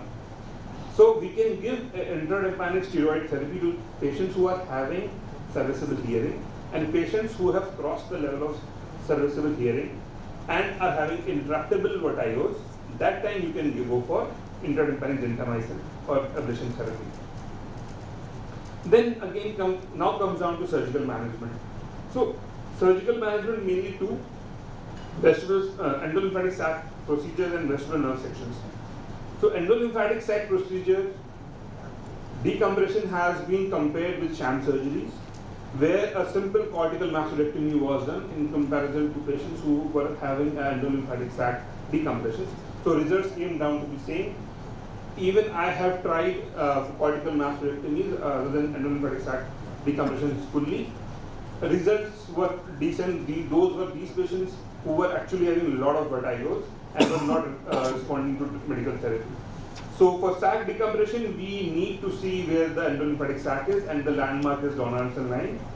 And this line runs from the LSC to the posterior semicircular to the posterior fossa dura. And if you find it there, just decompress the sac, and you can also put a shunt. So these are the images. First image is showing cortical mastectomy. Second image is showing the sigmoid sinus and the opening up of the space of the dura there, and this is the sac, an enlarged view. So you can go for a sac surgery if this is last time I had a talk with one of an IS patient went to Bombay, and one of the very senior ENT colleague offered him endolumphatic sac surgery and asked for 5 lakh rupees. So if you are well versed with this surgery, you can really mint money. So vestibular nerve section is another thing, and which is like if everything fails, go for it, but other side will again be a problem, right, sir? There's So also an argument that cutting on one side will prevent the other side. right. So coming down to another thing which was enlightened to me by Dr. Srinivas Dorasala itself, and this was role of magnesium. So magnesium has come up very nicely in Menieres disease management, and if you see now what this magnesium does is it is an important enzymatic cofactor and plays role in multiple things. And its deficiency is associated with vertigo, evidence in the treatment of headache, migraine, concomitant with vertigo, dizziness. So magnesium deficiency has come out as a new thing. And what does magnesium actually do? Nobody knows. The exact mechanism of magnesium is not fully known. Different hypotheses exist, including calcium antagonism, vasodilation, antioxidant, anti-NMDA properties. So all these things are there, but recently I have started giving magnesium and patients are doing good, and this is a drug which you can give for long. And since Menieres disease patients go on for years, I think these patients can be easily given magnesium with no side effects. So what about the role of MAO-B inhibitor? So there's just outside, when I was entering the dining area, there was a standee. So that standee was about the magnesium and about the MAO-B inhibitors. So I thought, okay, I will not disclose it to anyone. I will give this thing about my talk. So MAO-B inhibitors have recently been talked about in various papers. So it is now proven MAO-B inhibitors are actually having no role. What are they doing is just decreasing the dose of beta-histine required. So they just decrease the dose of beta-histine which is needed. So we have published our paper, Vertigo Unsolved Mystery, Menieres disease, in one of the journals, and we have now proposed this protocol which, for the management of the patients. And till date, patients are doing really good. So these are people who have really been my mentors and friends and guides. A huge hats off to these people. Thank you.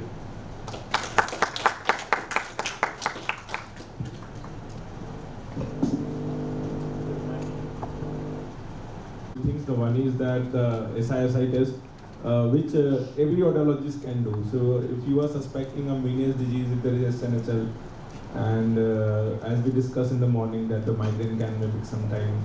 So SISI test is good, and if you do not have ECOG, because it's not cost-effective instruments, right?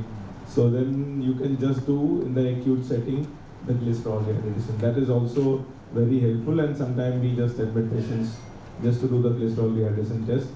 And the one thing is that, as you said, that sometimes I take liberty if the patient is suffering since long and he has taken multiple injections of dexamethasone even with some reciprocal hearing. With the consent of the patient, we go for single dose intradependent gentamicin. And in our study of more than 50 patients, it does not affect the single dose, because in India we get 80 mg gentamicin. So if you take 0.5 ml, it is a 20 mg. So 20 mg is a very low dose gentamicin, which does not affect the hearing much. And so it is important that, because if you do not prevent the attack, the natural course of Menieres disease is that after every attack the hearing goes down. So even if there is a slight chance of hearing loss, which is worth taking, because it will not prevent that happening multiple times, then the patient will lose hearing on one side and then the other side. So it is important to just do this practically. In most of the cases, it is single dose is very effective, very effective. We rarely repeat in 10% of the patients the second dose. It is that effective.